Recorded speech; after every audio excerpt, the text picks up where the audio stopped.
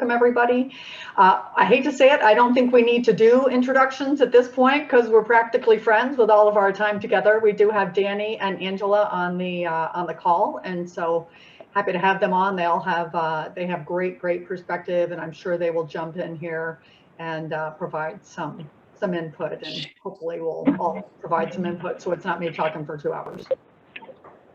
So our agenda today, we're gonna, you guys all, I'm not sure, promise maybe is too strong a word, but tried to commit to doing some marketing of your business. And I'd love to just see where we're at with that, because it's important, right? Like if you're not getting your business out there, it's gonna be tough to sell. We're gonna take a quick review of what we've done so far, just quickly. We're gonna walk through the letter of intent, which is kind of when somebody is ready to make an offer to you.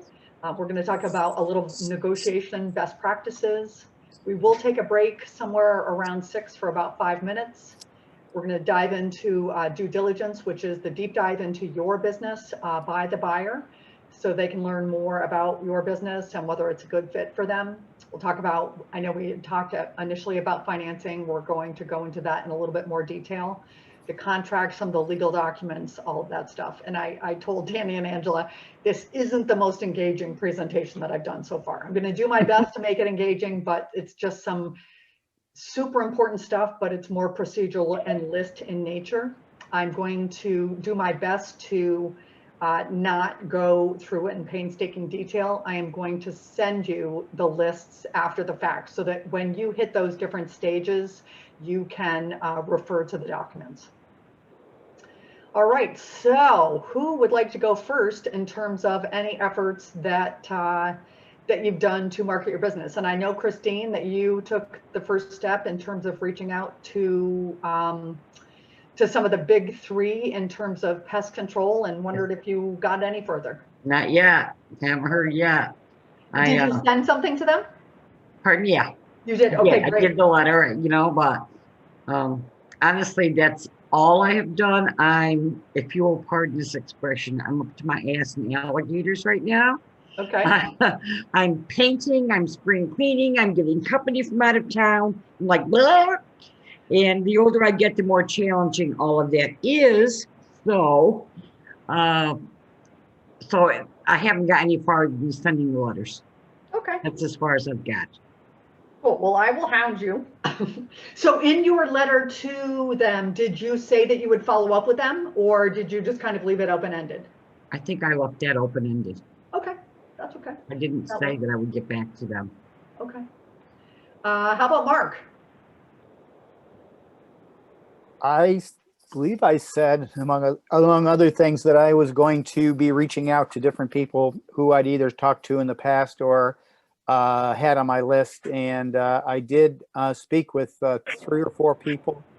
And I would say I'm engaged with 3 of them at some level.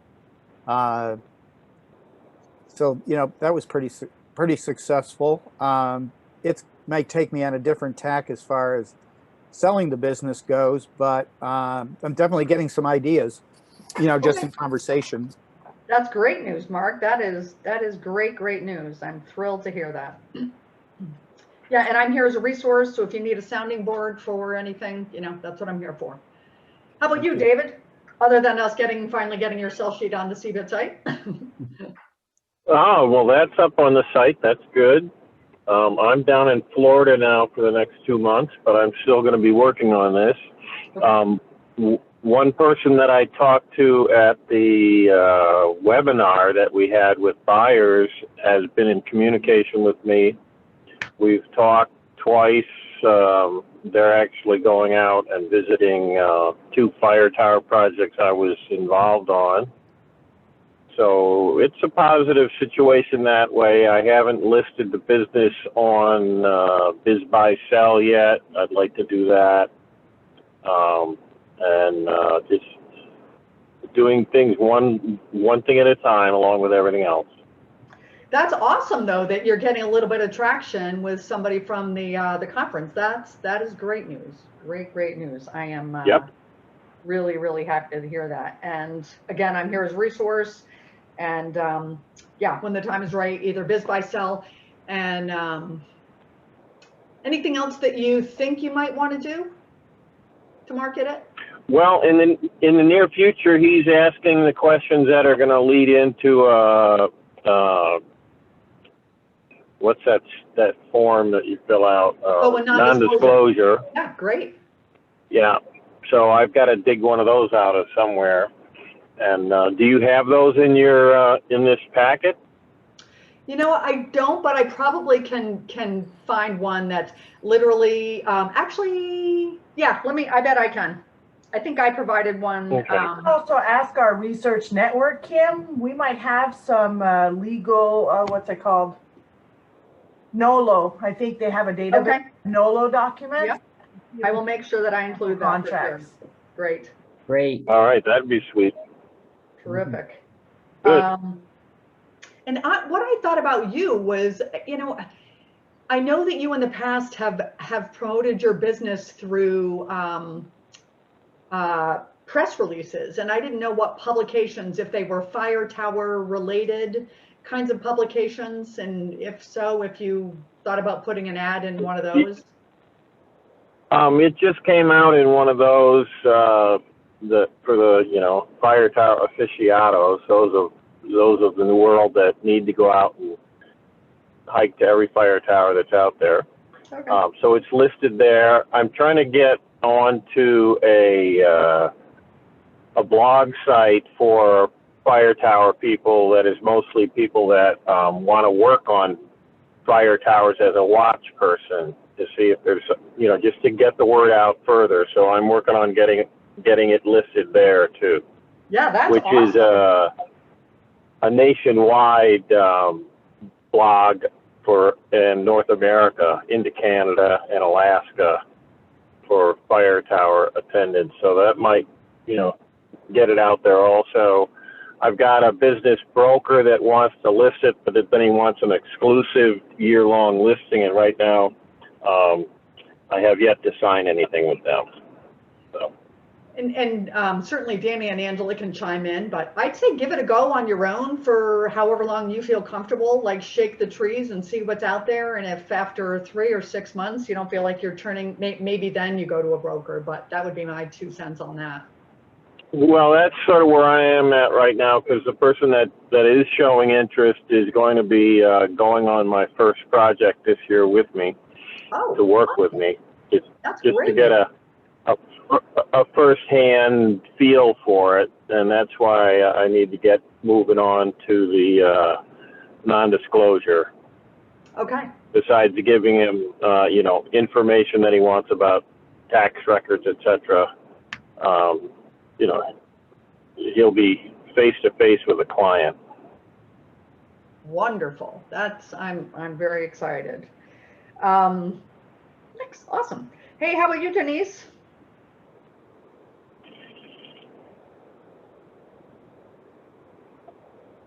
Denise, anything you want to share?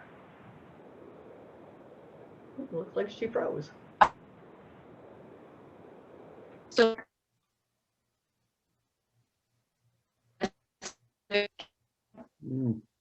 Hey, Denise, turn your video off for just a bit, because I think it's eating up your bandwidth because we're not understanding you very well. Try that.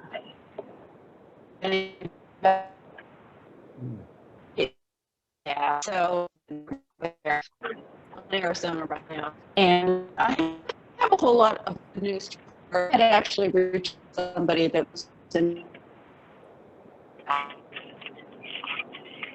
All right, we're getting about every third word, but I think you said that you might be reaching out to somebody that previously had been interested, and all I can say is hopefully you're hearing me better than I'm hearing you. And I'm happy to have a one-on-one conversation with you on that. But all good, good. I'm happy for everybody making really, really good progress. So that's Kim, one thing I'd like to add, I forgot to mention to you, I did go into the websites for the National Pest Management Association and the New York State Pest Management Association, hoping that there was something there that I could make a listing or an ad or something. Zip. Nothing. really. Yeah. That Wow. was disappointing. I thought there would be an opportunity there to promote. Yeah. Yeah, I would have thought so too. Mhm. Do they have any kind of publications or newsletters or anything? that They you might do be able have to buy a an ad in? magazine that they, Pest World, that they send out. Yep. So I'll have to give you sure that out of the office and see what's what in that. You know, Yeah, because it's that not, might, even if they don't I'm have an it. office gal, so I don't read that magazine. You know, that's the technician's end of things. Okay. But I will get a copy of that and see if there's some way I can go in that. Again, that great idea, because even if they don't have a specific business listing section, you could just take an ad, Right. right? So wonderful, great news. All righty. So really quick review, because you guys kind of know this stuff. We did the valuation. If anybody, so I got a question earlier this week about valuation and perhaps a revenue stream that's trending down a little bit. And I just suggested that, let's just say revenue was at 75 and now it's at, 70. You could be a little vague in terms of listing your revenue and say it's in the 70s, even if it's, or 70-ish, things like that. You could list the revenue for the most recent year, right? And just say in 2020, my revenue was 125,000 or whatever it is, and it might be trending down for various reasons, but and that will come out in the end, but hopefully there are opportunities for the buyer to regain that and that kind of thing. So if anybody else has any questions around valuation, I'm here. Hopefully I was going to ask that exact question. This is Dave. okay. Because I got my taxes back in 2020 was as good as or better than the previous year. And I just wondered if that's just what I should tell them. And instead of getting a new valuation and, changing Yeah, all no, that. I would say you're still good to go, because your revenue is, it's certainly everybody wants increasing revenue, but we'll take flat, certainly. So yeah, I would say your valuation, David, is still consistent. Yep, still consistent, and to me, potentially even stronger, because you have another year of revenue at that level. So I think that's a great. Okay.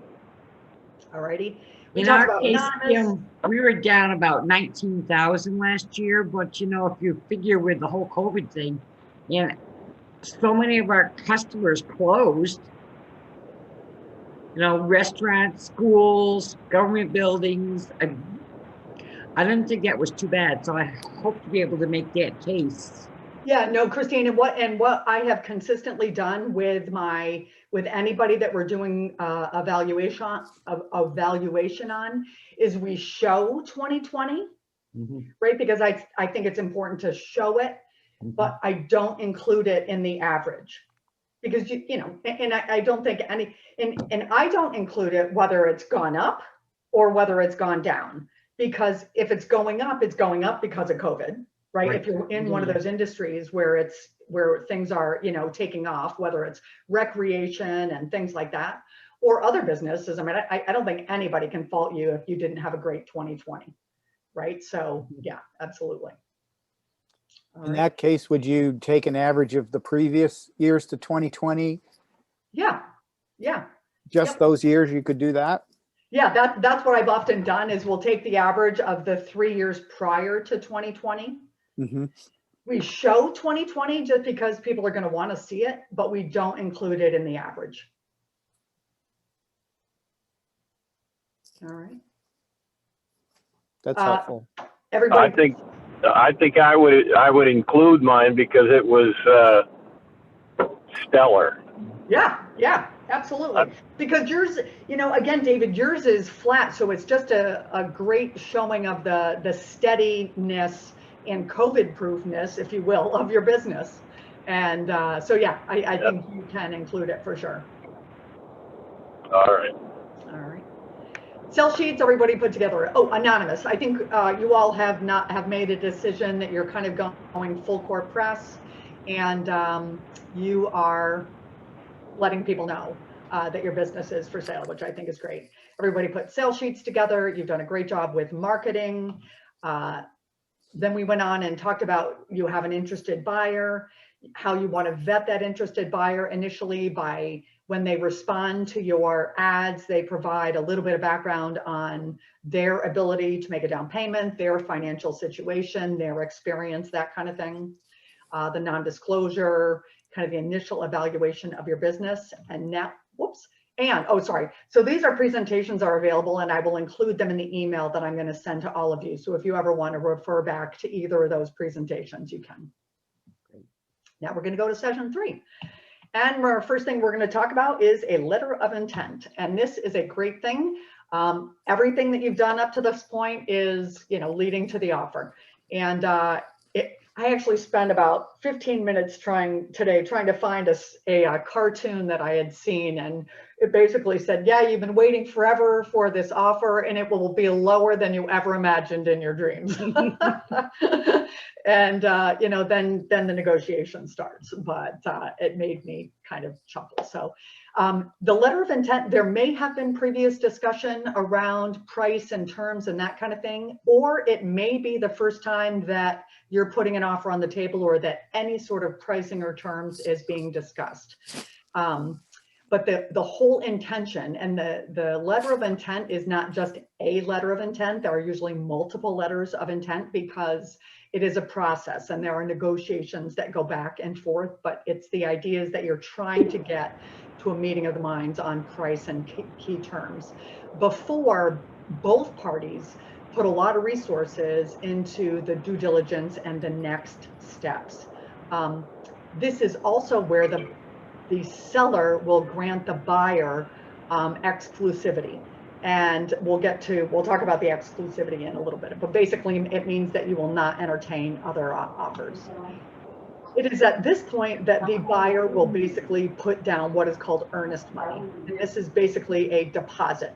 And it signals obviously that the buyer is serious about moving forward. It's generally when you have come to this kind of meeting of minds and you're moving forward. It goes into an escrow account with one of your attorneys. It's generally 1 to 10% of the purchase price. It can be negotiated, and it ends up going towards the purchase price when you close. The letter of intent can be drawn up by the buyer or the seller. When I bought Maui, I drafted it. When I sold Maui, I drafted it. But generally it is the buyer that drafts it because it is a letter of intention to buy your business. So that's generally how it happens. Whoever does draft a letter of intent kind of has the upper hand because they're starting first. They decide what's included in the letter, and it's kind of their interpretation of what's been negotiated up to this point. So what are some of the things that you guys think would be included in a letter of intent? Obviously, price is one of them. Anybody have any other thoughts about what might be included? Kim, I'll say that I muted people. So if you want to speak, please unmute yourself.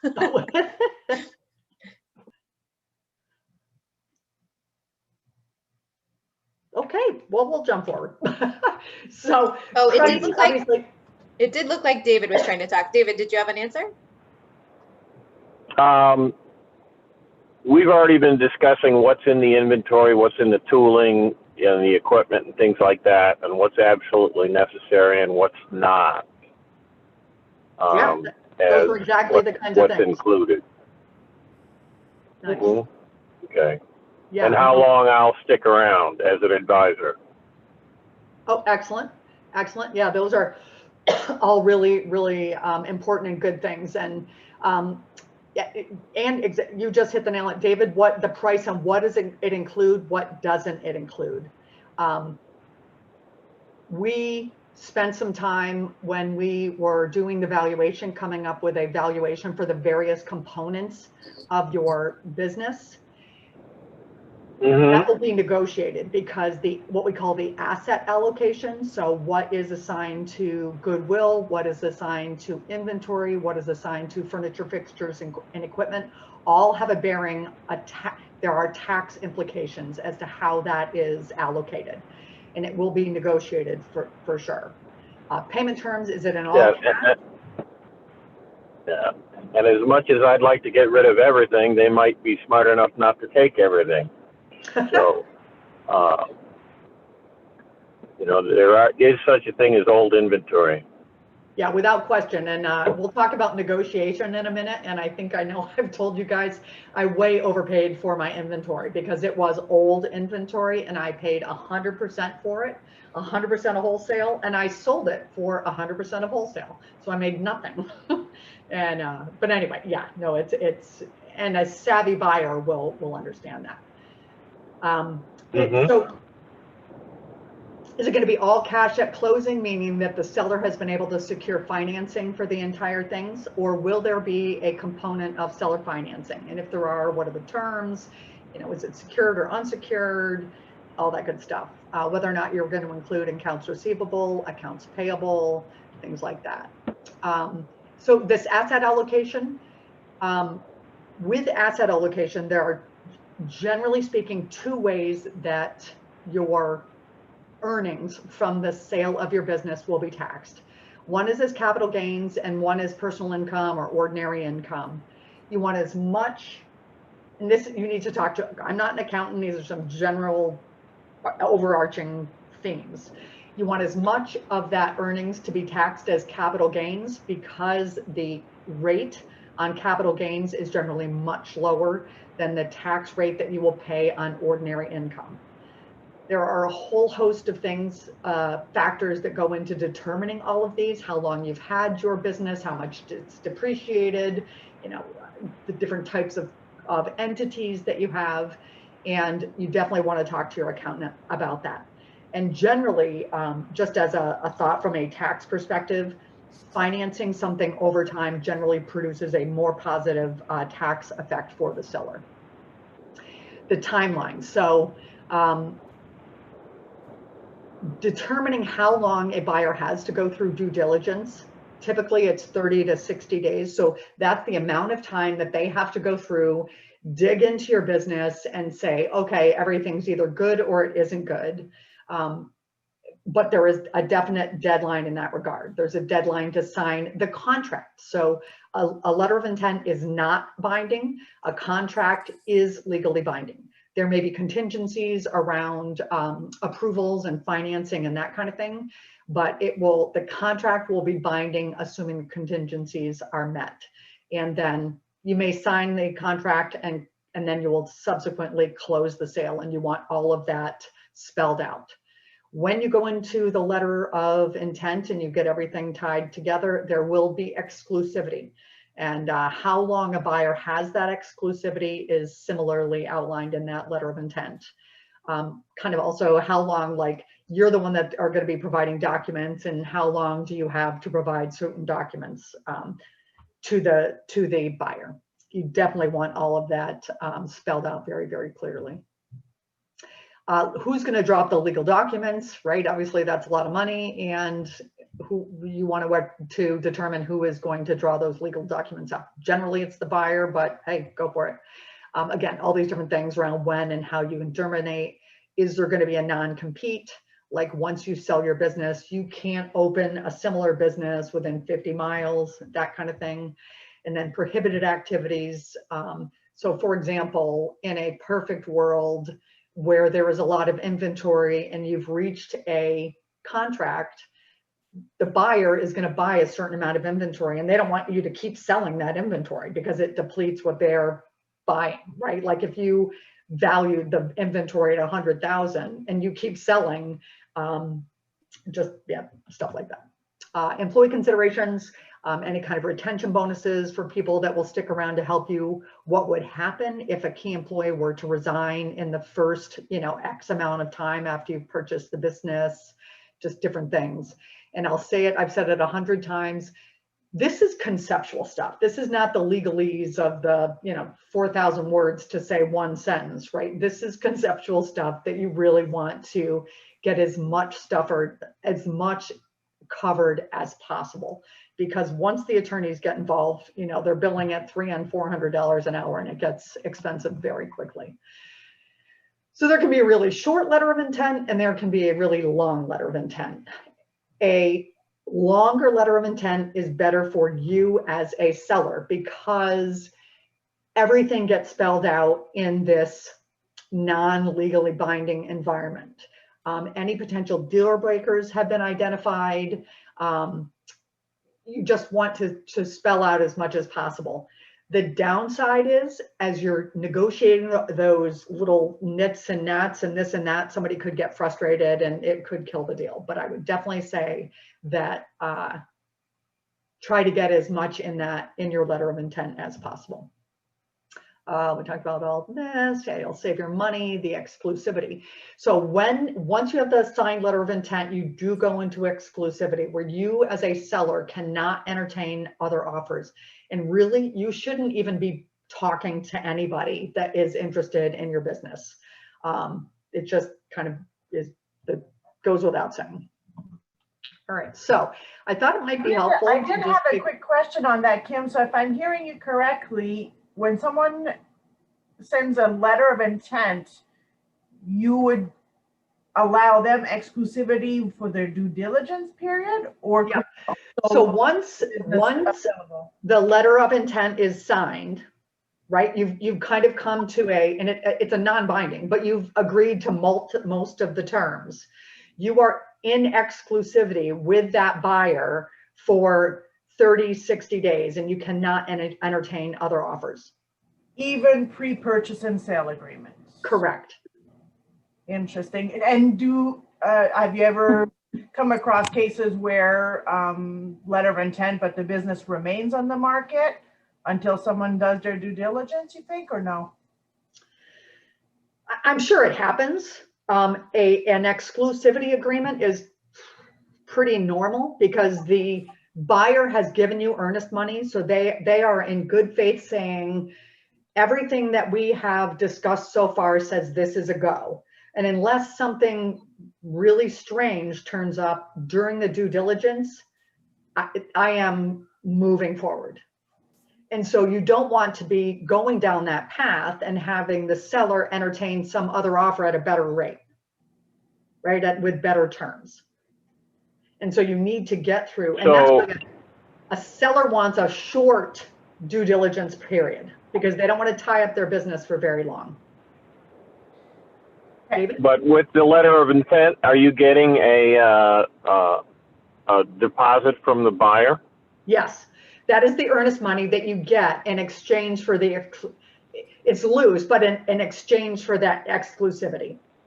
And that earnest money is the good faith on the part of the buyer that says, again, based on everything that I've seen so far, I believe that this is something that I want to do. So unless something really wacky turns up in the due diligence period, you've agreed to what the basic terms, and you're moving forward.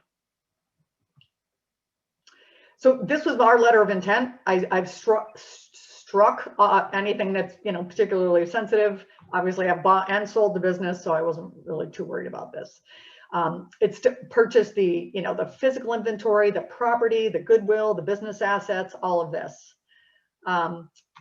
Before financial agreements are reached, we want to confirm that we share an understanding.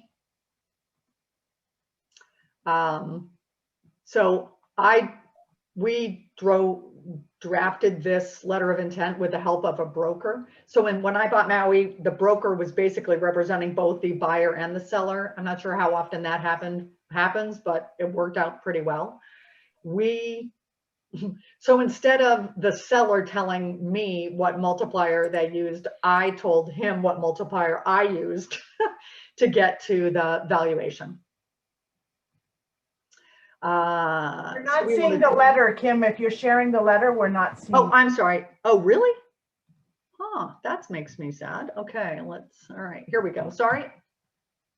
Now we're good. All right, yeah. There we go. Yep, there we go. So this is the letter of intent. Again, just kind of going through the different parts. This is a pretty long letter of intent, I believe. But this little thing right here, my 100% of wholesale, that's a giant blech. Yeah, the goodwill, how I valued the goodwill, the valuation summary, outlining the training and support that we would be provided. So 2 hours for the first week, 4 hours, blah, blah, blah. If any of the key employees were to leave, what would happen? The timing, this goes to, we want to close on or before July 19th. I'm not sure what happened because we didn't close till October, but let's see. Yeah, the different things, completion of due diligence. This says the final agreement will be drawn up by our attorneys, so we need to pay for that. This public, no public, this said we could not breathe a word about the sale of this to anybody. I think that, and again, blah, blah, blah, blah, blah. So, all righty. Yeah, so best practices, tackle as many of the conceptual issues as you can, include the timeline, and make sure that your documentation is ready, because the next step in this process is we'll talk about new negotiation, but the next step would be due diligence. So we all know what negotiation, you're trying to find a win-win, something that is acceptable to both parties. And so you guys negotiate all the time. Does anybody want to share a particular experience that was either, you felt like you came out ahead, or you learned something and you said, I'll never do that again? So I'll tell you 2 of mine.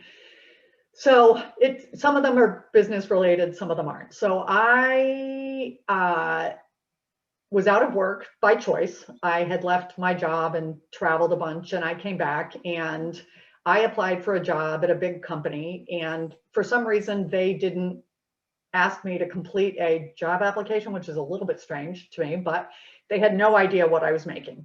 And they made me an offer that was $18,000 more than I was making, which was that was probably 40 or 50% more than I had been making. And I countered. Because, right, they didn't know what I had been making. So I countered and said, no, I would really like this. And I can't remember how it ended up turning out, but I was pretty proud of myself with that one. A flip side is we were buying a boat, and the seller of the boat gave us a price, and out of concern for fearing that we would, I don't know if it was embarrass ourselves, or I don't know that we had the information. I think we overpaid for the business, because we didn't go back with a low enough number. Anyway, it just didn't work out. So anybody have anything similar where it either worked out or didn't? Hey, Mark, you got to unmute yourself. I was in the process of buying a house, and I was on 2 phone calls at the same time. I don't remember. I'm sure one of the people was my real estate agent, and it's very difficult to finesse a negotiation. And I felt, like I wouldn't want to get in that again. Just talk to one person at a time. Yeah, I would absolutely say, for sure. Thanks. Okay, so you know what? I'm going to have to. I've got one, Kim. Okay, hold on.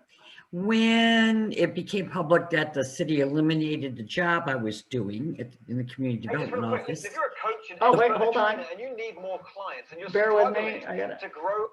Okay, go ahead. Sorry. The folks who built the office building in the city parking lot approached me about employment, and I was just tickled. And it was a part-time job, included fully paid health insurance and the whole thing.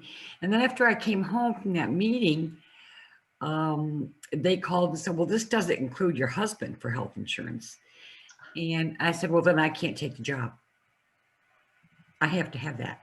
So, and I got it. They said, okay, we got it. You're covered. And so I think that sometimes you need to be ready to walk away. You have to at least let them think you're ready to walk away.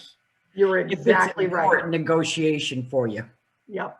And we'll talk about that for sure, because you absolutely have to be willing to walk away. And in order to be willing to walk away, you absolutely have to know what your bottom line number is, That's right? And your bottom line terms are. And yeah, that's a big deal. So we're going to take a really quick, whoops, that's not it. New share, where's my, bear with me here.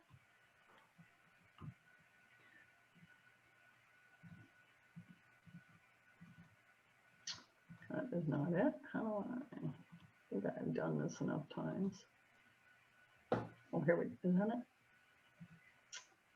Okay, well. Okay, you gotta bear with me here for a minute. Why can I not see? Can you guys see my screen, my video? Yep. Okay, cool. And So this is a little bit of video about the negotiation that I thought was kind of fun. scale your business And I'll as it is skip, right there we go. How can you improve your negotiation skills? Even if you hate to negotiate, even if you're afraid to get Volume's really low. no Okay, idea let's see where if I to get can. started. In this video, tips that you or anyone for that matter can begin using to improve their negotiation skills today. Hey, I'm Derek Halpern. You're watching Social Better? Triggers, the place where you can learn to leverage proven psychological principles to get more of what you want. Here's the first tip. Intimidate the heck out of everyone. That means just walk into a store, scream at the top of your lungs, and demand a better price. Just kidding. All right, let's get serious for a second. Here's the first tip. I actually stumbled on this while reading To Sell Is Human by Dan Pink. Before you sit down to negotiate with someone, you should take the perspective of the person you're negotiating with. I'll explain. Columbia Business School professor and negotiation expert Adam Galinsky conducted an experiment where he revealed interesting insights behind what helps people close a deal. Here's what went down.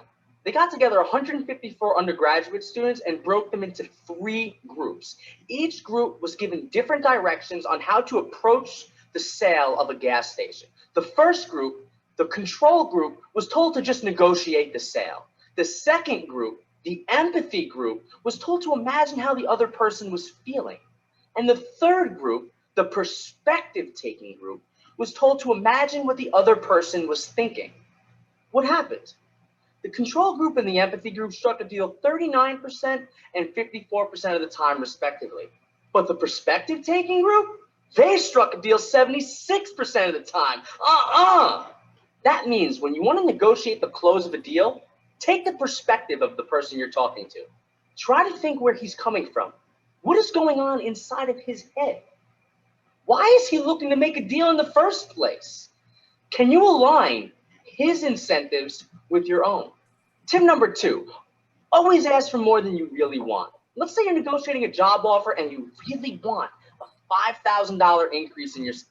All right, so that's, we know the rest, but taking the perspective of the every time, and I thought it was so cool. So I'm going to send this to you. These are just some sample questions that you can ask buyers throughout the process to try to understand where they're coming from. Why do they want your business? Why do they want to buy any business? Are they looking at other businesses? Why do they want to be in your industry? What do they know about your industry? Are they going to keep your employees? Are they going to keep your name? All of those things, because that knowledge becomes power for you. How are they going to finance it? Do they have the funds? What do they think would be the best and worst things about owning and running your business? And this is just a sample. You can think of other things as you go. Can I jump in with one of my personal experiences? Yep. So there was a business I was looking to acquire in New Hampshire. It was a broker deal, so I couldn't interact directly with the seller. But before the broker would introduce me to the seller, they wanted two things. So we talked a little bit about my background. The other thing is capacity to pay. They will straight for, what's your financial position? And one of the questions I thought was really smart is like, okay, how much money do you have to put down? So let's just say 100,000. Yes, I have that money. They then ask, is that money tied in real estate, or do you have it available, as an example, to put down quickly because they didn't want to have a deal tied up, you know, because maybe now you have to sell something. So I thought that was like straight off the bat, the 2 questions to go after. What's your experience? You know, why should I even listen to you, potential buyer? And what's your capacity to pay? Yep, there you go. That is, it all comes down to your ability to pay. Yeah, the And I brokers have- don't mess around. They've done this dance many times. Right. That's something I'm going to be dealing with too. And I have a real difficulty in that my partner, I mean, I'm really looking at national companies here with deep pockets, you know, Joe's aware of that. And so he wants to ask 3 times our evaluation because they're going to bring us down. Okay, Joe, but if you do 3 times, they're going to laugh and walk away. It does need to be in the realm of reality. Thank you. I may have to it's connect him cash to you flow. because he's not listening to me. It's Well, Christine, I said the want this. numbers have to show. The numbers have to show what they can pay or what they should pay. Yeah, and I would be happy to sit down with you and Joe and walk through the valuation. And you know, you can start at the high end of the valuation for sure, right? But if you're going to try to start at like some wacky number that isn't even defensible, that it kind of makes the buyer question your credibility, right? Okay, so the next thing the guy was going to talk about was ask for more than you want, right? That's a no-brainer. That's like the basics of negotiation. What's less of a no-brainer though is this idea of being 100% clear on what your walkaway number or numbers are, right? That's, you need to understand it. And then as you negotiate, you have to be very strategic about the concessions that you make. Because, and we'll talk about, so take a couple of minutes and just think, and you can write down or whatever. I think a lot of you did the priority grid where you were trying to understand some of the key elements. You know, do you want a quick close? Do you want top dollar? Do you want all cash? Do you want to make sure that certain key employees are kept on board? Do you want to make sure that certain vendors that you have, you continue to engage with? Maybe it's certain customers. And if you just kind of think about those, and Christine, you're the ones that you have to be willing to walk away.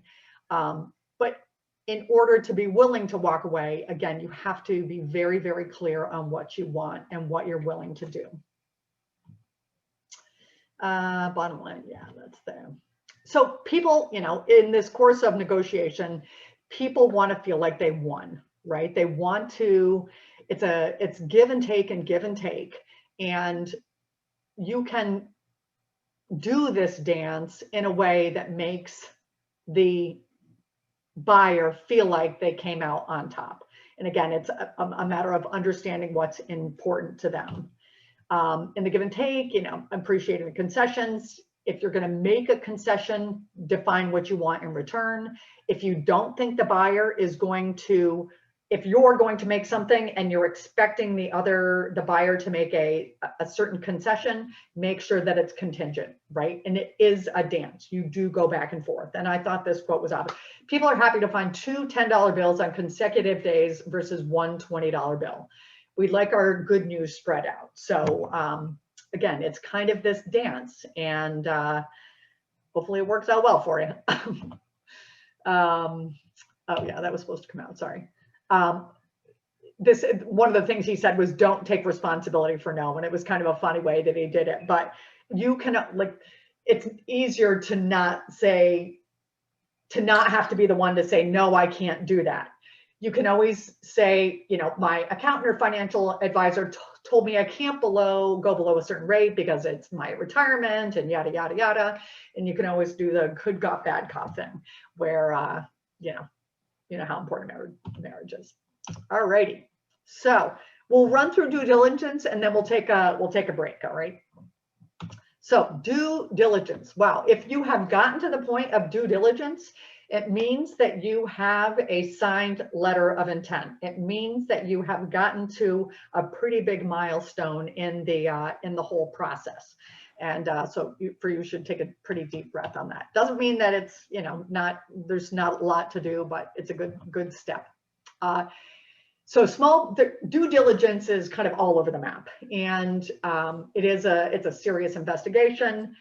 Depending upon the size of the business, it can either be you and whoever runs your business with you, or it could be teams of lawyers and accountants and everything else. Our focus with due diligence is going to be your businesses. We call them either lifestyle, Main Street, mom and pop. They're smaller, they tend to be family-owned businesses. And it's still a very important and serious process, but it's a little more organic. Just a list of some of the things that you're going to be asked, and we'll dig. But a buyer is going to want to understand the risk that they're taking. They're going to want to understand if there are deal breakers that did not come out up to this point. So they are going to peel back the onion pretty deeply. It's a big step. I'm sure none of you would do this, but it has been known to happen where a seller leaves out potentially just by omission, or that they're not 100% straight. And that's what a buyer fears. A buyer fears that they will buy a business that has skeletons in the closet, if you will. The flip side is they really want to understand, every buyer thinks that they are going to do great things with your business, and you certainly hope that they will be able to. And they want to dig into the business to see if there really is that hidden potential. And is it a good fit for them, right? Is it aligned with their priorities and values and that kind of thing? Buyers will be advised to hire a professional, so it's just part of using your resources. So due diligence best practices, have your documentation ready, because you want the process to move forward as quickly as possible. You may need to engage, even if you're trying to keep this process on the QT, so to speak, you may want to have a few key employees that you can rely on and use throughout the due diligence process. And you do want to, you have a valuation for your business. You and the buyer have agreed on that valuation, but you're not in contract yet. Okay, a letter of intent is non-binding. It's a good faith, what do you call it? Like it's your word, basically your word. And there could be future negotiation until you're in contract. So if you agreed on the valuation, you just want to be able to provide the documentation to substantiate it. Yeah, they're going to take a deep dive into all of your financials. If you didn't give them monthlies prior, they're probably going to want to see monthlies, balance sheets, credit reports, tax returns, inventory, your complete list of furniture, fixtures, and equipment, your terms and conditions with your vendors and your customers, and just all the different financial elements. From an operations perspective, they're going to want to understand how complicated is your business. How quickly are they going to be able to get up to speed with regards to different operations and processes and procedures that you have with your business? Understanding your production costs, understanding any compliance issues, what you do for marketing, your brand, like your social media contacts, your websites, how complicated is all of that stuff. Blah, blah, blah, et cetera, et cetera. So here is, rather than going through this, I'm going to provide you with a couple of lists. And these are multiple page lists that I didn't need to reinvent the wheel. So there's one from Biz Buy Sell, and I found a really good one from Patriot Software. And I will send you these lists because I think they'll be a really great resource when you get to that point. All right, so why don't we take a 5-minute break? I think we're right around 5. And it's literally 4:55. Why don't you, it's 5 o'clock somewhere soon. So if that's your thing, grab a beverage, and we'll meet back here in 5 minutes.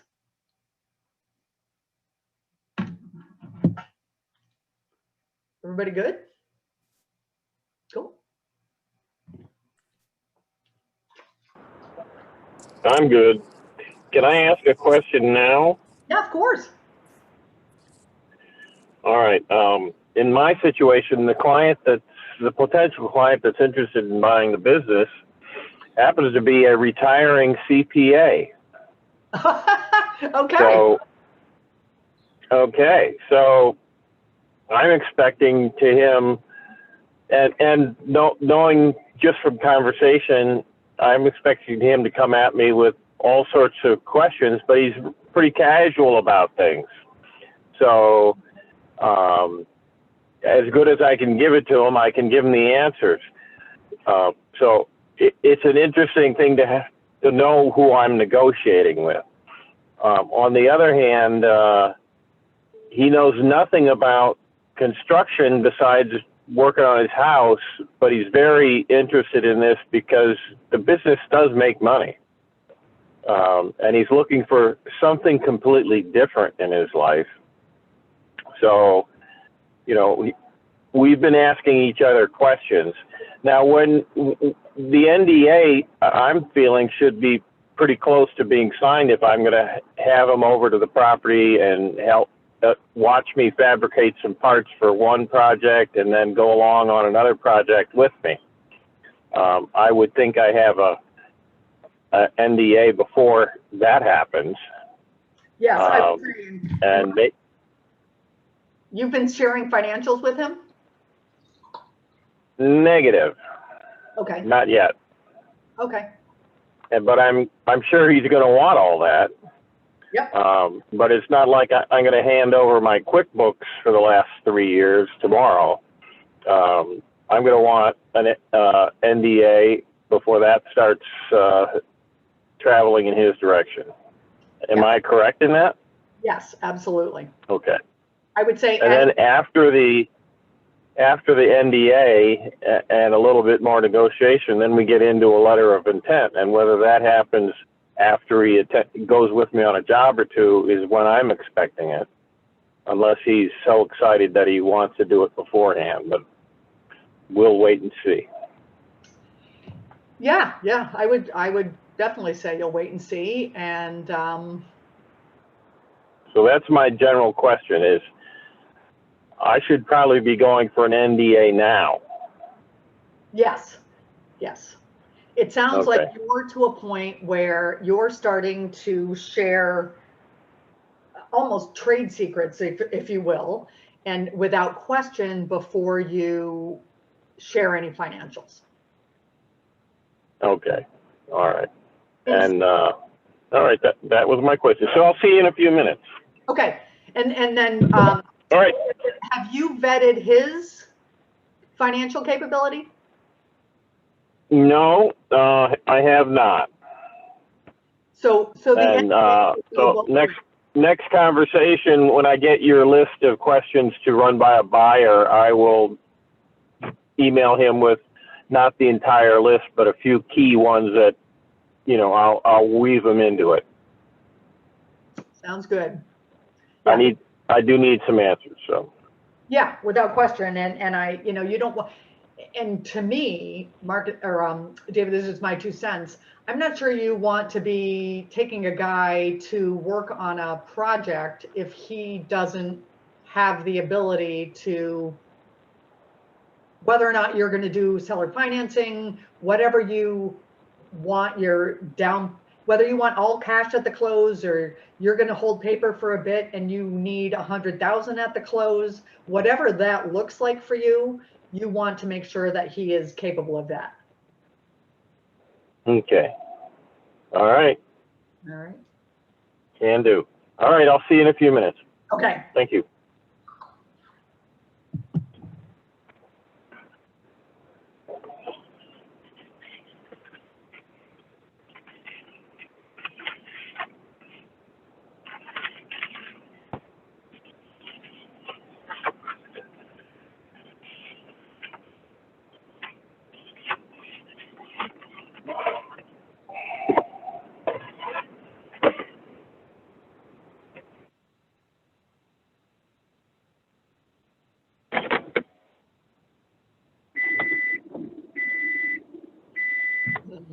For 1 minute, folks.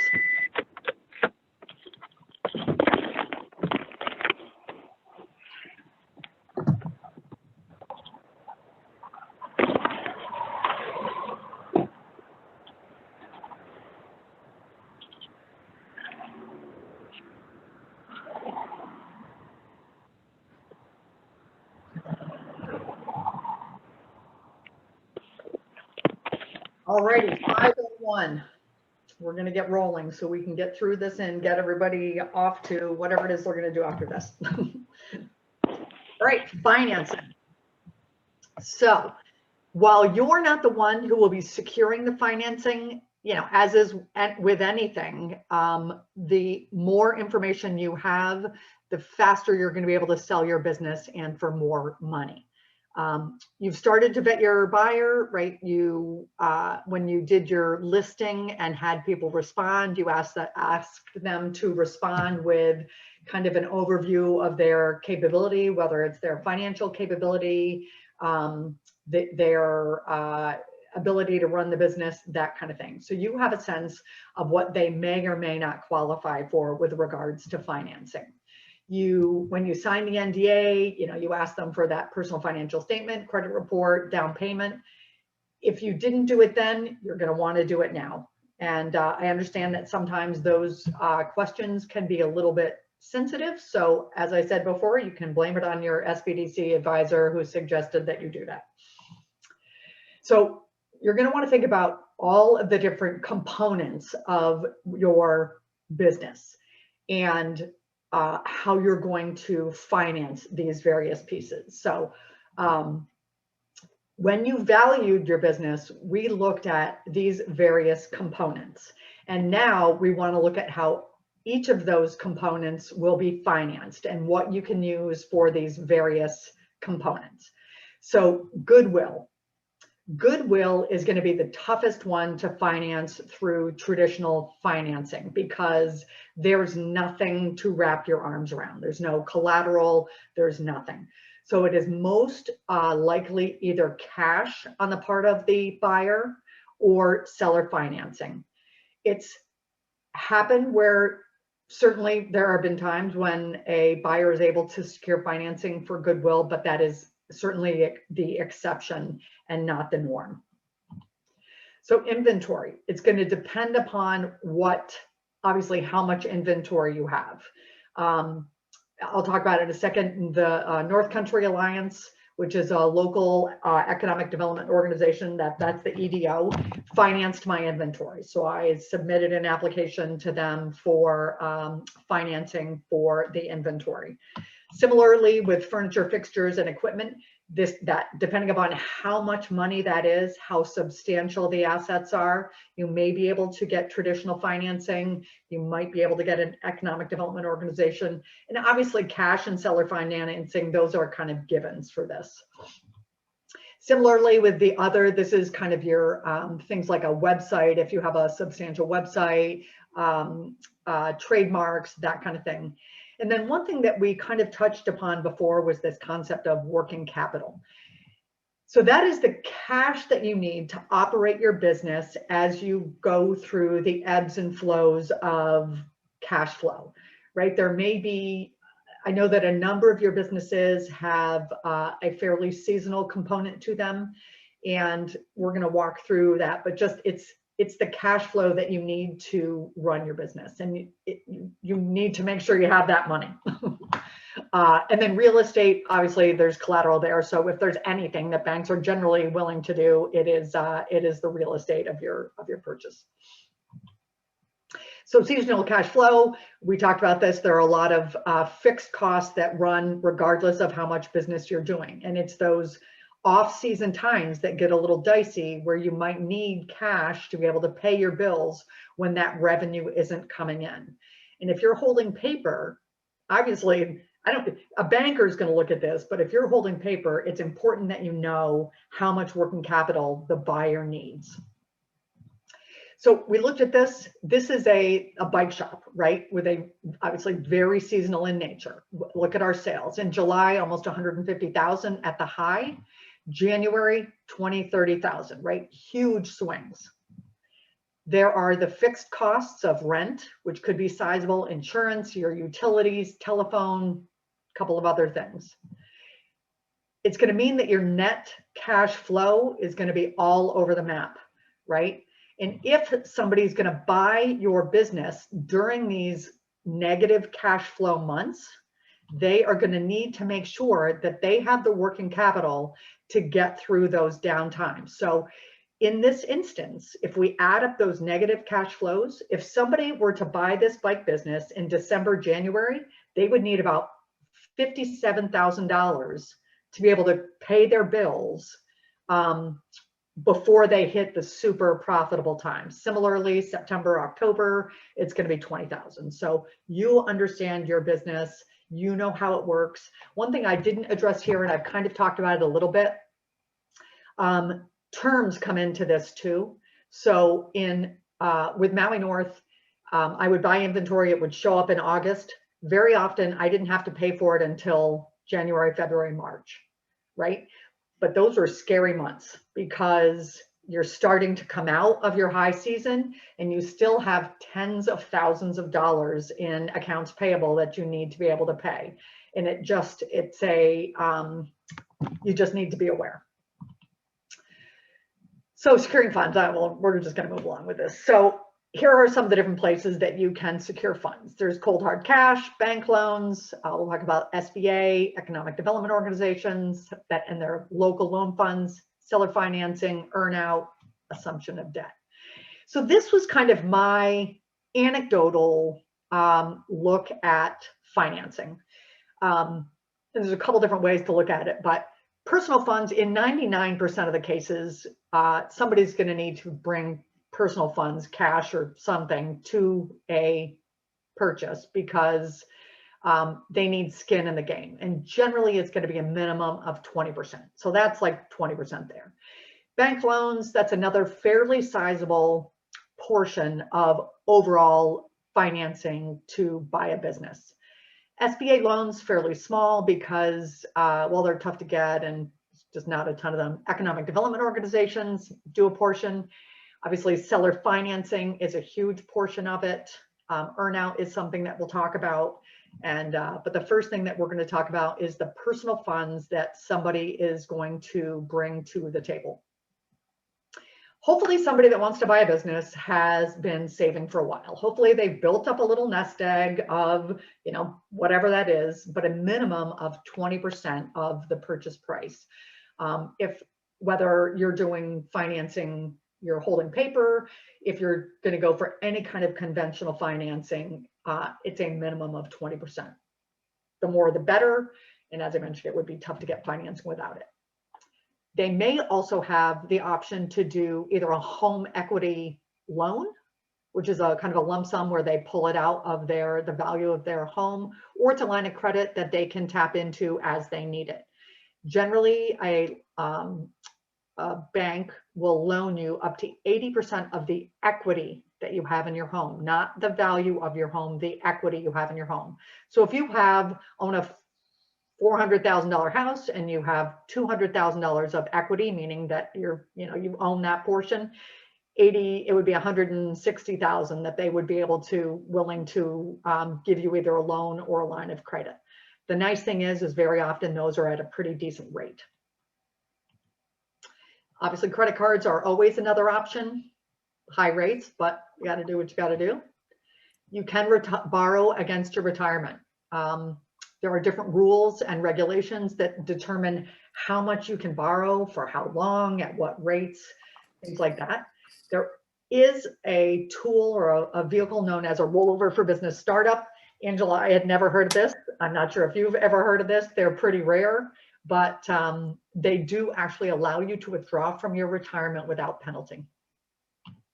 And then there's always Aunt Mary, right? You can borrow from friends and relatives, depending upon, and these are the most, obviously, there's some others, but borrowing. So we're going to talk about borrowing, and we're going to break it down into bank and economic development organization, but there are some things that are true across all of borrowing. When you borrow, the organization that is lending you money is going to take a very deep dive into your personal finances. They're going to want to know what your personal credit score is, what kind of a history do you have for paying on time. That kind of speaks to your character. They're going to want to look at your tax returns, your cash flow statement for your home, your family, what kind of outstanding debts you have. Then obviously they're going to look at the same for a business. And if you happen to own a business as well, and you're looking to, somebody's looking to buy another business, they would take a deep dive into the financials and everything else for that business as well. So has anybody received any kind of commercial financing for your business? Also, you know, NBT was, when we bought Maui, NBT was our bank. I had a great experience with them. It went pretty well. North Country Alliance was very good. So overall, my experience has been pretty positive with lenders, but I don't know if everybody has had any kind of experience or a similar experience.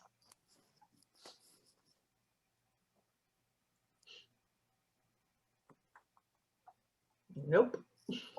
Okay. I haven't borrowed money. Oh, good for you. Everything's been cash You know what? from the business, from my own investments. Yeah, and I think a number of businesses that are grown from the ground up are just that, right? Where you started a business with a little bit of cash that you had, and a lot of people feel really strongly about not having debt, right? And they don't want to, as they build their business. And so I do think that is the case with a lot of you. So interesting. All righty, so bank loans. Let's talk about bank loans. Does anybody remember anything from our conversation with Chris A? Bueller? All right, we'll go through some of these things.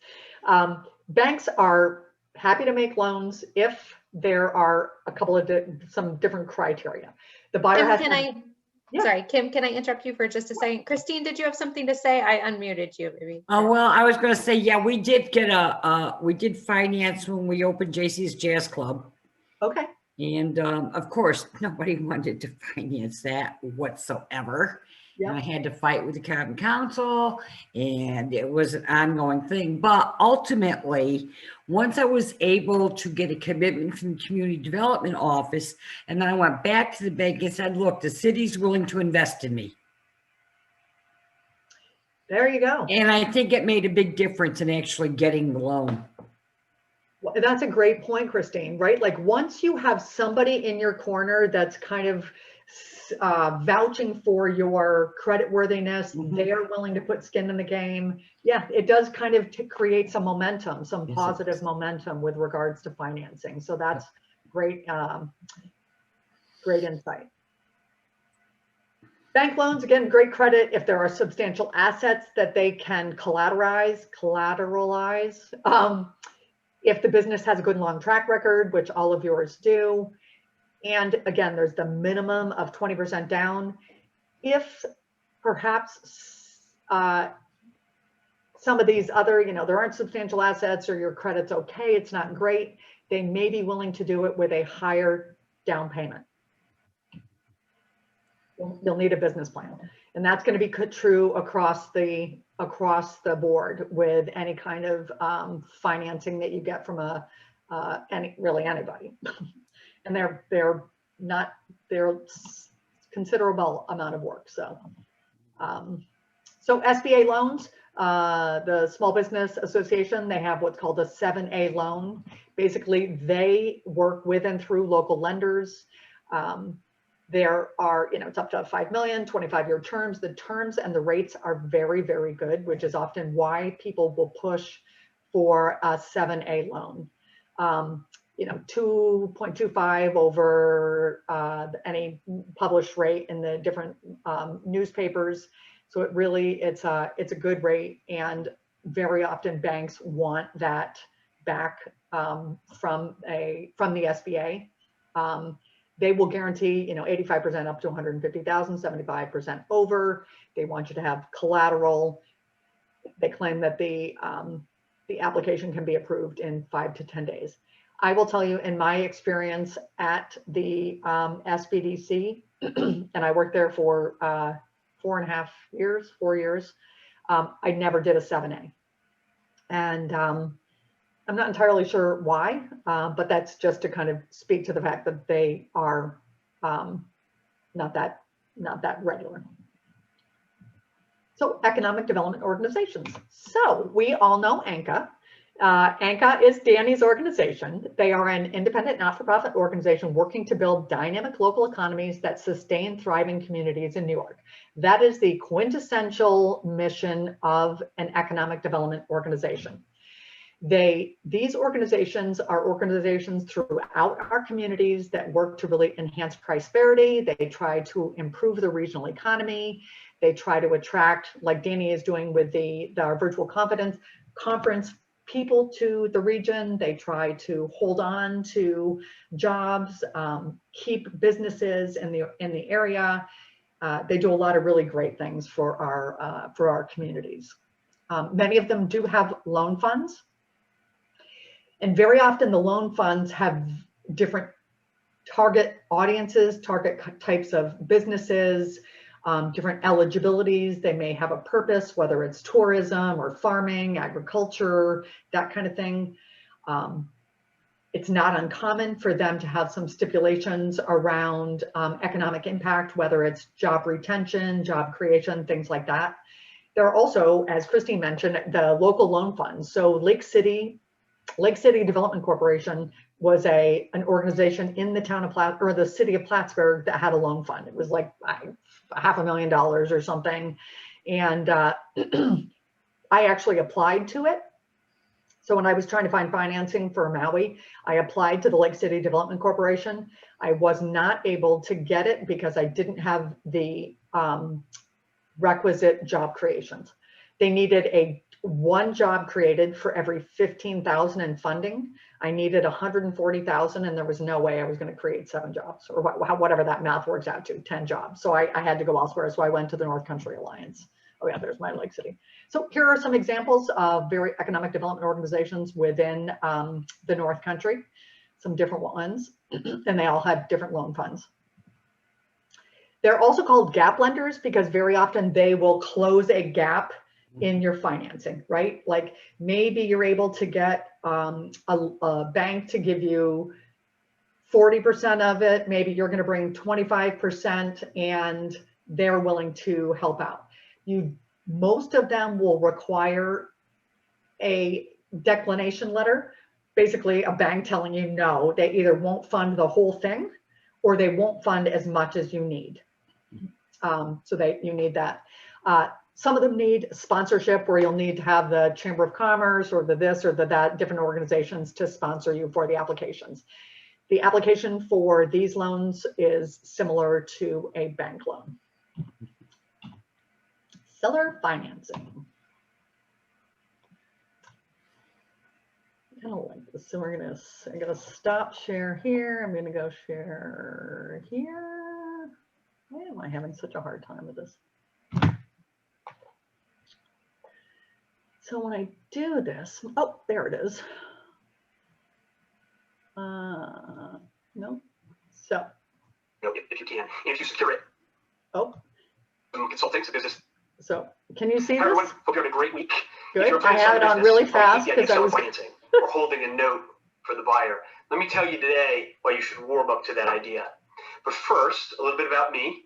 My name is Brett Sankis. Forget the right, like, don't worry about it. I do my legal work out of Sankis Law, which is my law firm based in Austin. I have an office in Houston as well, and I've got clients all over.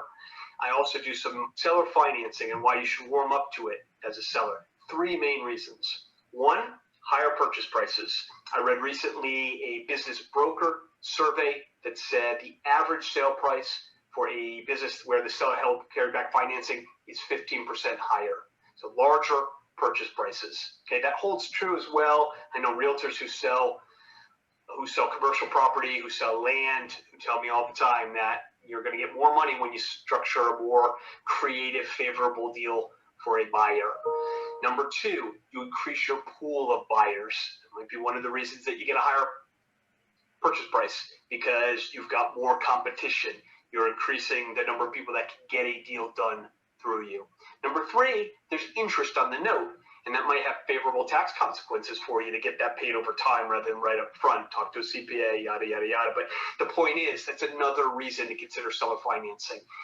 Don't categorically write it off. It can make a ton of sense. It can help you get a deal done. It might be something you need to do depending on how in demand your business is and what your market is like. Now, if you do it though, some really important things. You want to be as secure as possible in that note. If the buyer has other financing, and they often will, it may not be possible to secure the note, meaning to tie the payment of the loan to assets and to put a lien on those assets, the lien of the business you just sold. That's ideally what you want to do. If the buyer is getting financing, SBA loan or something, they're going to have a first lien on the assets. But you need to figure out whether or not that's available and lien anything you can. It's way, way better to have leverage of security in the form of assets, to have your loan be tied to it. So you want a secured loan, not a blank, not just a regular promissory note if you can. And if you secure it, you've got to file your lien, which is usually done with at the Secretary of State in most states, depending on what the assets are. But the point being, look for security first if you can. And then, you want a relatively quick payback, and you want a high interest rate. That makes sense, and that's all negotiable. But again, sellers, I know because I see it all the time. All right. Just wanted to kind of like share with you the perspective. It's not just me saying that owner financing is a good idea. There are a number of different things. All right. So just to summarize, obviously a higher purchase price without question. You increase your pool of potential buyers. You do get the interest rate, and very often the rate on seller financing is going to be higher than a traditional rate, because if they could get traditional financing, they would. Very often there are favorable tax consequences since you're paid in installments over time. And definitely make sure that you secure the loan. We'll talk about that. And I just want to add also, very often it will happen much faster and cheaper. And so there are a lot of good reasons. Same characteristics as traditional loans. The amount that a seller is willing to finance varies wildly, from 10% to 100%. As I mentioned, the interest rate is usually higher. The terms are generally shorter. All of that is negotiated when you are willing to offer seller financing, and very often it will tie to the cash flow of the business, right? Obviously you can't give them terms that make it terrible for them from a cash flow perspective. So let's just take a look here at some terms. You're going to hold paper for $100,000, and if you're going to hold paper for $100,000 for 5 years at 5 and 7%, it's about $22,600 at 5% annually, $23,700 at 7%. If we go to 7 years, obviously it then drops the payments, your annual payments, quite a bit, and that's only on $100,000 to almost $17,000, and then $18,000 at 7%. 10 years, you go to $12,700, $13,900. Those are the years, the number of years that you're willing to hold paper for, obviously have a big bearing on the rate. What's interesting though is I am not sure, and it's open for dialogue, whether it's up to the buyer to go through this exercise, but whether you're negotiating years or percentage rate, in the buyer's mind, I think they're probably fairly equal. So I would say start at a high rate and negotiate down, because if you look at this, if we have 5 years at 7%, and 7% is pretty high, right? Like in my mind, you could start at 5 years and 10%, right? And negotiate down to, either 7 or 5. We're barely talking $1,000 annually. But that would be like, all right, fine. I'm not going to charge you 7%. I'll charge you 5%. Right? And that feels like a pretty big concession to me. But the actual cost, like for you, what's coming into you, isn't that great. So anyway, that's just my 2 cents on that. You're going to ask your buyer to apply similar to they would apply to a traditional lending institution. You're going to ask them for a personal financial statement. And I would ask for it substantiated by documentation, whether it's like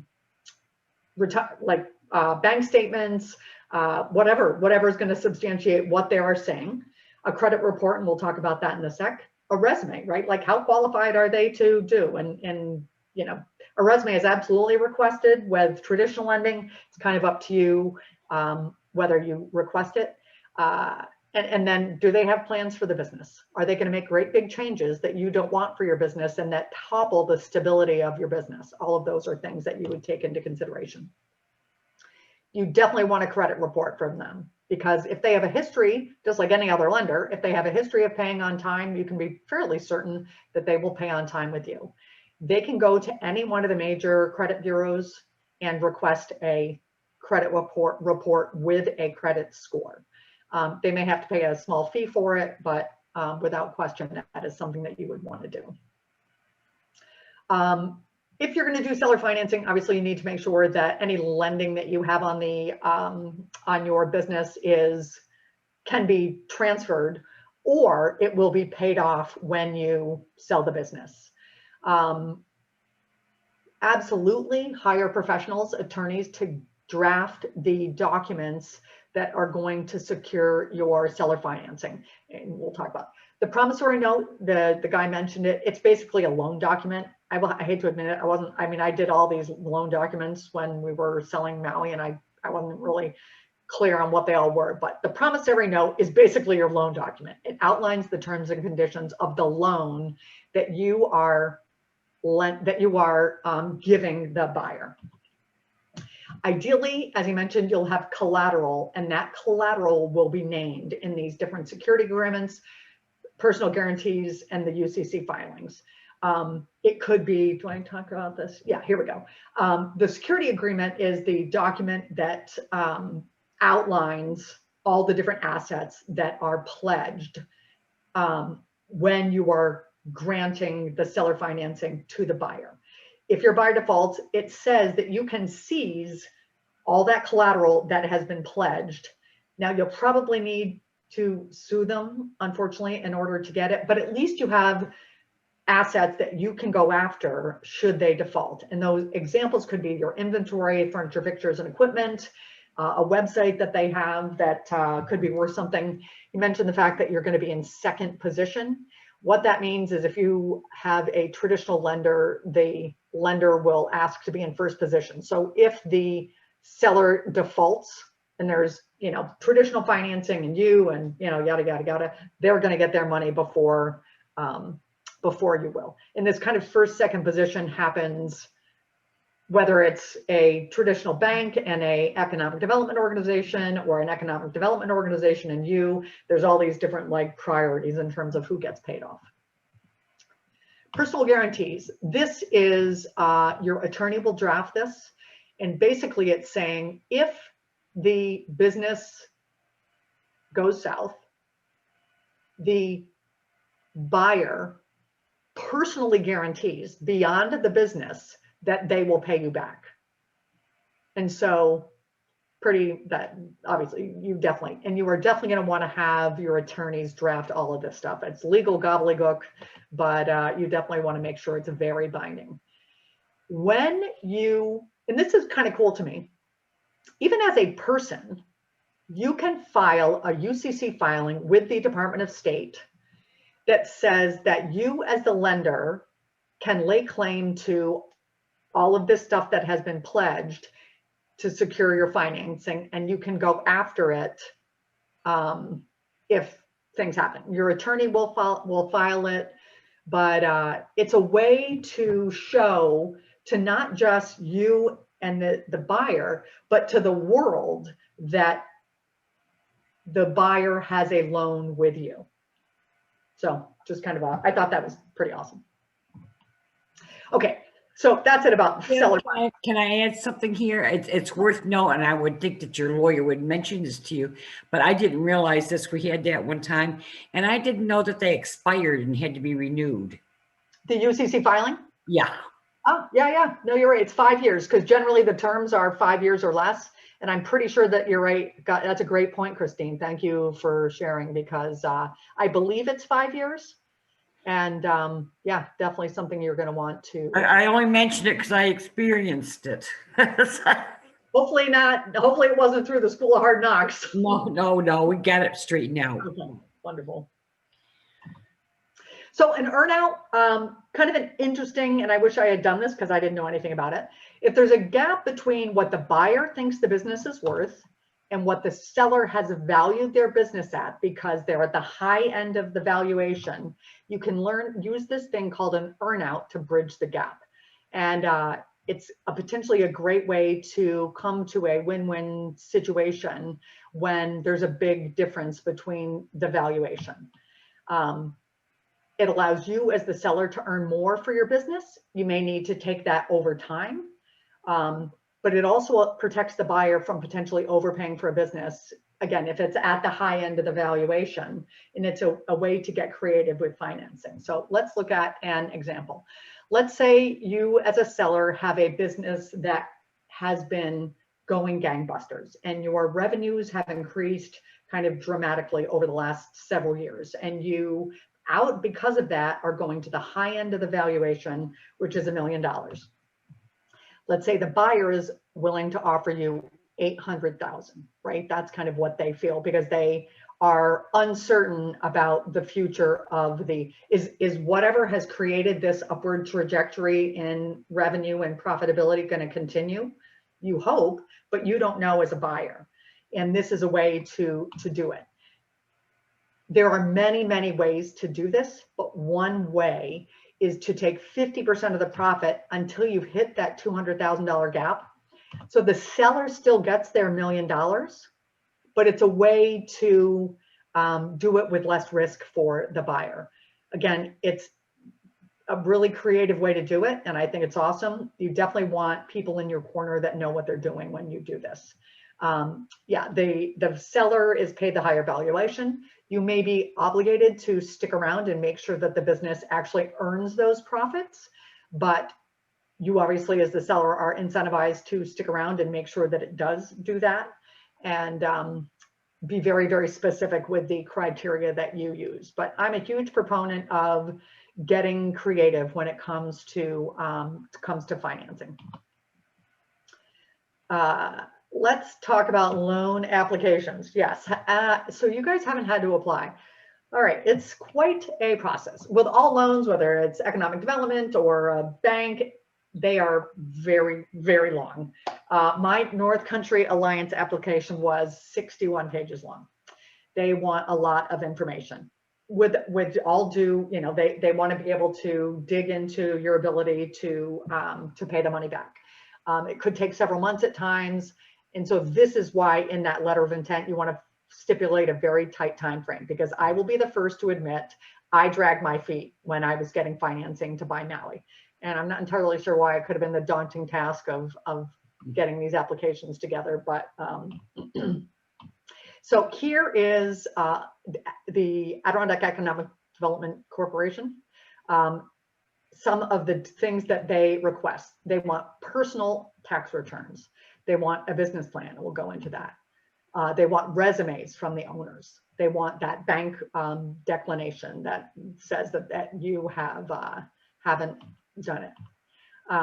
This is North Country Alliance, some of the different things. Again, resumes that they want, personal financial statements, descriptions, the business plan, and employment plan. What is the future of the business going to look like from an employment perspective? Project costs, P&L, all of this stuff. Bank references, right? Like who are you doing, who are you banking with right now? And are they willing to provide a bank reference for you? So there's a number of all of these different pieces that you need to do your, to submit applications. Thankfully, once you get the bulk of it done, it's a matter of moving it from one form to another. So that's kind of the nice thing. Yeah, that's our NC application was 61 pages long. A good part of it was our business plan, which is a good segue to a business plan. So a business plan is basically a selling memo. When we, back in our second session, we discussed your sell sheet in detail and all of the great information that you want to include in your sell sheet. The selling memo is a whole lot more. Sell sheet is a page or two, A business plan selling memo could be many, many pages, and it's quite a process. And if you, this is obviously entirely up to you, but if you start that process and you have a document that you can turn over to a buyer that they can then tweak and massage and make it their own, it gets you that much farther to securing traditional financing. So let's take a look. This is the SBDC. So we're going to go there. This is the SBDC business plan template. It is we use this, I probably use it a couple times a week with different projects that I have that I'm working on. Some of the different sections, you want an executive summary, right? Just the sections are 9 pages long. You're going to want to describe your business. Let's just go. Your executive summary, description of the business. What products do you sell? Why is there a need? What are your expected start date? Your sources and uses. What is your core model, your business? What are your core services and products? Market analysis. What's going on in the industry that you work in? Why would somebody buy from you and not your competition? Yep, looking at this is your competition. You know, I don't know if anybody's familiar with a SWOT, but it's strengths, weaknesses, opportunities, threats. Looking at all the different competition that you have in your space. What are your goals and objectives? What is your marketing strategy? Your different operations, your management team, your financial, and I mean, it's a lot of information. And does that make anyone else feel tired? yeah, it's a lot of work for sure. And then I want to also show you, let me go here, because this is actually, this is a really good example of, this is gonna let me do it. Yeah, so I need to go here and we're gonna go. Gotten pretty good with this whole, so. Well, Kim is bringing it up. Yes, it's a lot of work, but SBDC and other people are here to support you, and you know your business, so you can definitely provide a lot of this information very easily. I've done it. Yeah, and some of these sections are like one-liners, right? So I've had a 65-year-old gentleman who had never used a computer before use this template over the weekend, teach himself how to type, and he even hand drew his logo on the cover page. So I promise you, you can do this. I promise you.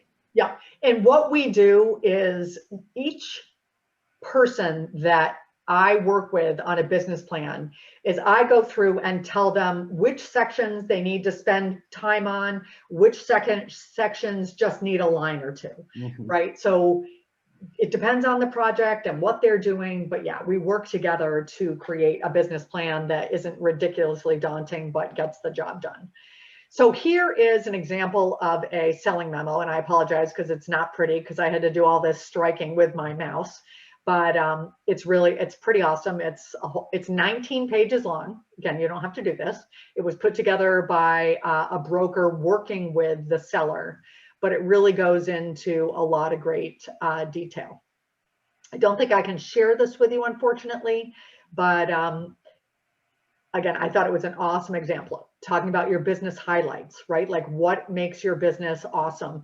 And again, you've done a lot of this because you put your sell sheet together. This is just an opportunity to go into greater detail.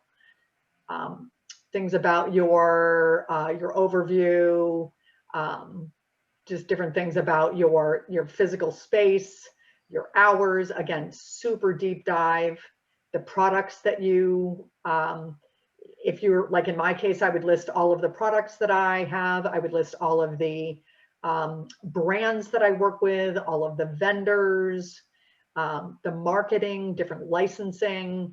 Again, the history of the business. There's some good, it talks about the industry and what's going on in the industry. Again, it's kind of a business plan. This talks about the region that they're in. And again, I don't need to go through it. So you can see it's the seller has outlined opportunities for the buyer to grow the business. Again, the offering and so forth. So it's a pretty comprehensive document. You don't need to do something that comprehensive, but it certainly couldn't hurt in your free time to do that.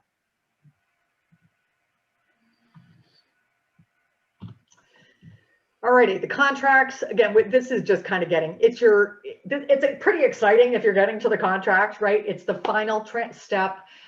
It's the same as a purchase agreement or a sales agreement. The devil is in the details, okay? Your attorney is very good. They don't know your business like you do. They don't know all the little nuances and intricacies of your business that need to be dealt with in the contract. Because if you get past the close and you're like, well, what do we do about, I had a situation with layaways. I had people that had put bikes on layaway, and I guess I probably should have made them buy the bike by the time we closed. I think we thought we had addressed it, but we hadn't to the level of detail that we needed, and it got a little messy. So just really go through and make sure that everything is outlined as it should be. You're going to talk about your parties, assets, liabilities. These are all the different things that, from a asset perspective, all the different things that you want to make sure that you address. The liabilities, like anything, if there are accounts payable that you have that are going to get moved over to the buyer, what is that going to look like? If there are loans, obviously, way prior to this, you need to make sure that if you do have liabilities, that you're going to transfer debt, that you're going to transfer to the buyer, that's okay. So, for example, for me, there was inventory showing up at Maui as we were closing, and the vendors weren't willing to extend us terms until we had owned the business longer. And so the inventory was there. We were able to work it out, and that we paid the seller. But again, it's all those things that the devil is in the details. With your installments, what that's going to look like, what happens if somebody's late with their payments, what does that look like, what kind of fees are there going to be, yada, yada, yada. The closing. All right, so I think we've all had it with lists. This is another instance where there is a list. I will send you this checklist. It's by inc.com. I didn't feel that I needed to recreate the wheel. It will walk you through the closing, and it's probably a 4-page article, but pay attention and plan ahead. Stay in touch with everybody involved, stay in touch with your broker, stay in touch with your attorney. Your attorney will help guide you. Make sure you stay in touch with the buyer and make sure they are moving everything along in terms of financing, and just stay on top of that list. All righty. My little automation. So if you're able to get all of that done, you have sold your business, and it's pretty exciting. So in summary, with your letter of intent offer, you want the seller to be as specific as possible and with a very defined time frame. Address as many of the conceptual issues as you can before you turn it over to the attorneys. Don't let the attorneys negotiate the conceptual stuff. That's something that you and the buyer can do, and you agree to everything and then you turn it over. Understand what's important to your buyer from a negotiation perspective, and ask tons and tons of questions to try to figure that out. Really plan for your due diligence, try to get your ducks in a row from a documentation perspective. Financing, bank loans are tough, but there's certainly, you can get them. You just have to be willing to wait and support your seller in whatever way you can, because a lot is requested of that. Get creative. You know what, I think I must have either taken the slide out or something. And it was just something with the seller financing. That's where there's really opportunity to get creative, right? Like maybe when I have worked on it, sometimes the payment is pretty steep for the first year, and then it tapers from there, right? Because you get what you want up front. Sometimes the buyer's not comfortable with that, and they want a very modest payment initially, and they'll ramp up after they get comfortable with the business. Sometimes you may want to offer an one time a year interest only payment, right? Where they, if their cash flow is tight, they have the opportunity to make a lower payment to you. Again, just all of this is documented, but trying to find, again, this kind of win-win with your buyer. Again, the contract devil's in the details. We've provided a lot of great information. I'll email everything to you. I will tell you this guide, and I will send you the link. It's about a 140-page guide. It was one of the references that I used throughout creating all of these, in addition to like a gazillion other. But as a single standalone guide, it's pretty good. Thanks everybody for your participation in the last 3 sessions, and thank you for CBIT and Danny for funding this this second phase. Very, very grateful. There are a lot of great resources with CBIT, with the SBDC. You guys get some additional one-on-one counseling following this with me, and I just want to say good luck to everybody. It's exciting, and I felt like I knew, obviously having been through this a couple of times, a lot, and I really, if I knew then what I know now after having trained all of you in the details and the intricacies, I would have been in a better place. It all went well, right? But yeah, there's a lot to know, and I'm happy to have worked with all of you. That's that. Thank you so much, Kim. Thank you. Yes, thank you, Thank you. Kim. And Yeah. I was just gonna Thank say, you. I did request sample legal documents, so non-disclosure, letter of intent, purchase and sale agreement. So when I do get these back from our research network, I'll share with Kim, and we'll make sure that you guys can get the sample Great. legal documents that come from NOLO, because that can potentially save you a lot of money and time. Thank you, Angela. You're obviously always welcome to SBDC services, but if you do have buyers that you're working with the SBDC will also help the process along. The SBDC never assigns the same advisor to a buyer and a seller, so we would make sure that confidentiality is maintained. They don't need to know that you worked with the SBDC in any capacity, but we can help with business, financial projections, market research. So put the package together so they can be approved for lending. Hopefully more quickly. We can refer the gap lenders. So, and all of our SBDC services are available to you free of charge. This is prepaid taxpayer dollars, so please use our services. We're here to help you transition and sell your business. Thank you. I Thank you. just Thank you all. Thank you. I just want to echo what Angela said and sort of bring something Kim said a little bit back around, that, you understanding that, the aspiring entrepreneur might be able to get a gap lender involved when maybe they don't have the 20% down, or they don't know how to develop that business plan of their own. Like, you understanding that process and helping at least get those first connections for them can help go a long way. And just those first couple of steps, especially referring them to the SBDC, have a long way, and them coming back to you 4 weeks from then being totally prepared, So if somebody comes to you not prepared, that doesn't mean it has to be a no-go. Utilize us in the same way on the other end, that we can help connect them with resources to come back and be more prepared to talk to you. Super. Thank you all. Cool. Thanks. And please, I am here as a resource. So yeah, don't be afraid to reach out and ask questions. And I will follow up with all of you in another 2 weeks on those commitments around the business. Whether they like it or not. So all right. Is your presentation outline going to be one of the things you're sending to us? Everything that was on that outline? All the links. Oh, I definitely will include all the links. And Okay.